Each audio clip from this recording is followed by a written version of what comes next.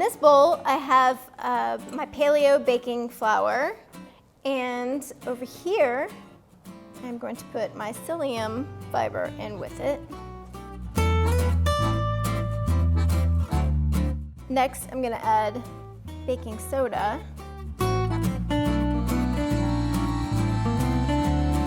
We'll add in our salt and some cinnamon.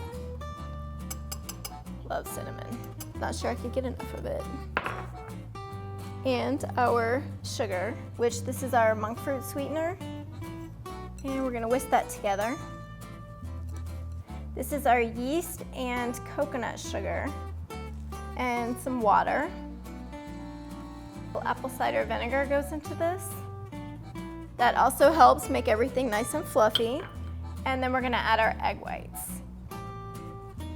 At this point, we're going to take this and put it on the electric mixer and mix it for about 3 to 5 minutes. You want everything to come together.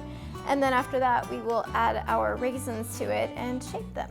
I have extra flour to the side that I can scoop the flour, or I'm sorry, scoop the dough into the flour.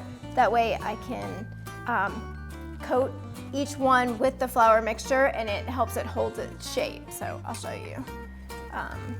So we'll take a scoop of this. So I will drop the roll into the mixture and take it and coat it in the flour, and then just kind of shape it with my hands. So what happens here is that because the dough has been covered in flour, it helps it hold the shape as it rises, so it doesn't just kind of fall apart.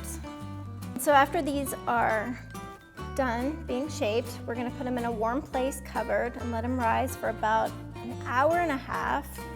These take a little bit longer to rise. The flours are a little sturdier, less gluten-y, so it takes a few more minutes for it to get nice and fluffy.